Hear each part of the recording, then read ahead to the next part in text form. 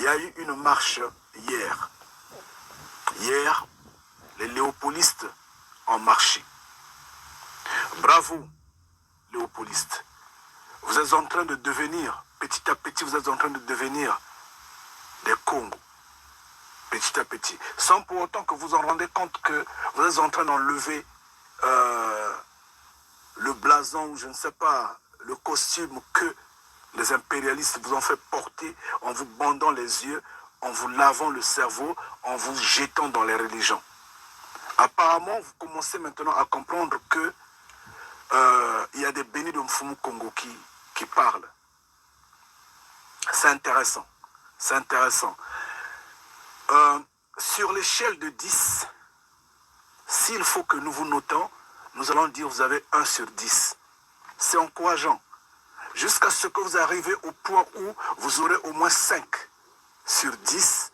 Là, à ce moment-là, vous serez vraiment habilité de dire à ce système de choses, à la 4e bête, de fermer sa gueule, de fermer sa bouche.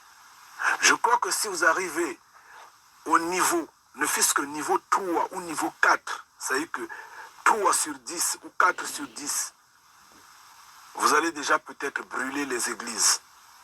Vous allez brûler les dépôts de boissons, les entreprises ou les compagnies, les industries qui produisent la boisson sur le continent. C'est déjà encourageant. Et je me suis même posé la question de savoir, est-ce que j'appelle ce peuple-là léopolistes encore, ou que je les appelle des semi-Congo. Ngeta, restez puissamment bénis. Je ne suis pas en train de faire de la comédie. Je vous en prie, chers frères et sœurs. C'est pour notre bien. Nous sommes les enfants de cette terre-là. Nous devons nous lever pour cette terre-là. Et ce que vous avez fait hier,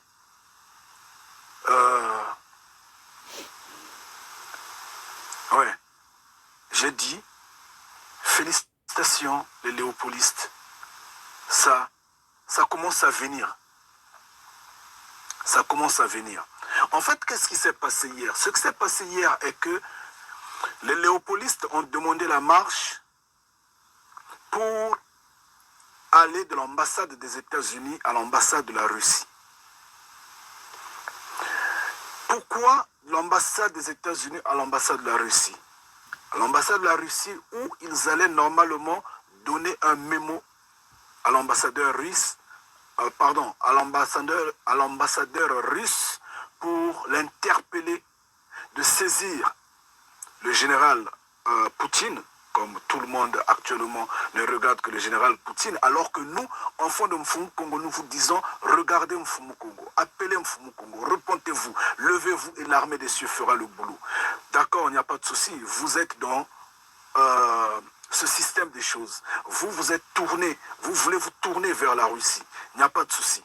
Nous, on vous observe, nous, on continue de croiser les bras. C'est pourquoi nous disons que sur l'échelle de 10, vous avez au moins 1 sur 10 pour la première fois. Parce que habituellement, vous êtes toujours dans les 0001, 002, 0003. Vous n'avancez toujours pas. Seulement une fois, vous aviez eu 0,5 sur 10. Là, et après, vous aviez encore chuté. Parce que vous apportez un peu trop de l'amusement dans ce que vous faites. Mais hier, je peux dire que vous avez fait fort. C'est pourquoi nous, enfants de Mfumu Congo, nous vous notons à 1 sur 10. C'est encourageant. Ne soyez pas dessus. Et donc, il était question que vous arrivez à l'ambassade de la Russie pour donner le mémo à l'ambassade russe afin de saisir le général Poutine, lui qui en retour va déclencher l'armada sur la terre Congo afin de dégager la présence américaine occidentalisée et finalement reconquérir le territoire et la paix. C'est ça, non? Ngita. Mais Alors, qu'est-ce qui s'est passé? Ce qui s'est passé est que les fourmis manias, notamment les policiers ou les gendarmes, se sont mis sur votre chemin en vous empêchant d'arriver à l'ambassade de France. Pardon, à l'ambassade de Russie. Et vous n'avez pas répondu par la violence, vous vous êtes mis également à faire passer le message là où vous étiez debout, là où on vous a arrêté, vous avez entonné ce qu'il fallait entonner, le message est passé. Ngeta. Mais par ailleurs, vous aviez de même démasqué la malice de l'homme occidental qui a également, de l'autre côté, ou dans un autre sens, ou dans un autre revers, a activé également une autre marche, une deuxième marche du même peuple, qui est, en fait, qui est issu d'un même père et d'une même mère. Les enfants d'une même terre. Les autres qui ont été assurément motivés par les ambitions tribales, ou peut-être le fanatisme, disons-le tel. Et ces policiers-là vous ont stoppé pour vous, en fait, pour créer l'affrontement entre les enfants d'une même terre, sur une terre étrangère, à l'étranger. C'est bizarre. Et vous avez trouvé que c'était diabolique. Ça, c'est intéressant. Ça, j'ai aimé. Par le fait que vous étiez assagi, vous aviez compris que ce ne sont pas ces frères-là, dans leur idiotie, qui se sont en fait levés pour s'opposer à vous, qui se sont levés pour en fait devenir l'épine sous les roues de la marche que vous aviez organisée, mais plutôt c'est l'Occident. Plutôt, c'est cette diabolique traîtrise dans le gouvernement de Kinshasa, les gouvernements de l'Afrique centrale se sont jetés. Parce que tous, ils savent ce qui se passe, mais ils ne réagissent pas. Tout comme je dirais, tous les Africains, tous les gouvernements africains savent ce qui se passe, mais ils ne réagissent pas. Ils sont en train juste de faire semblant d'emmener une forme de négociation, une forme d'accalmie pour laisser ce processus-là arriver à sa fin. D'où le crocodile Tshisekedi est en train de jouer toujours sur le fanatisme, le tribalisme, avec également tous ceux qui le suivent, tous ceux qui sont de son parti, afin de jouer juste les récupérations pour faire passer le temps. Pendant ce temps, les terres sont en train de partir. Mais vous, au moins, vous aviez compris ça. Vous aviez compris ça, vous êtes tourné vers le général Poutine. Que la Russie vienne en aide à la terre Congo. D'accord. Mais soyons intelligents.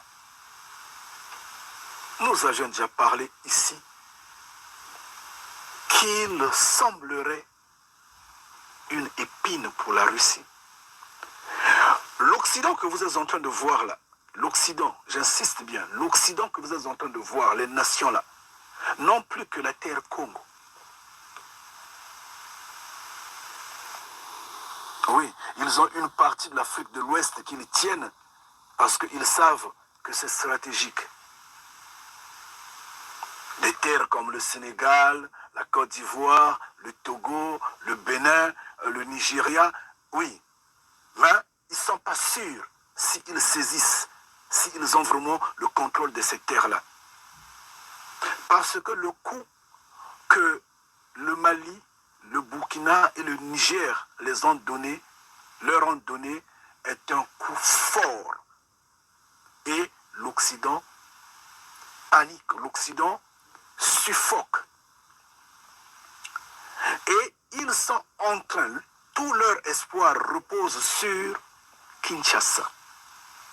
C'est pourquoi vous voyez que toutes les saletés que l'Afrique centrale fait ne dérangent personne. Ils se disent, s'ils contrôlent Kinshasa, ils ont encore l'espoir de régner, de dominer, Donc, la Russie est bien informée et bien avertie. En fait, sachant que si la Russie se lève sans l'appui du peuple,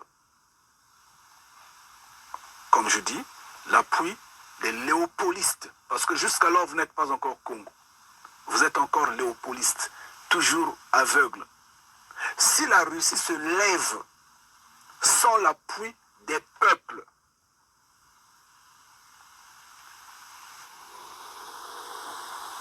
le général Poutine est bien conscient qu'il sera en difficulté.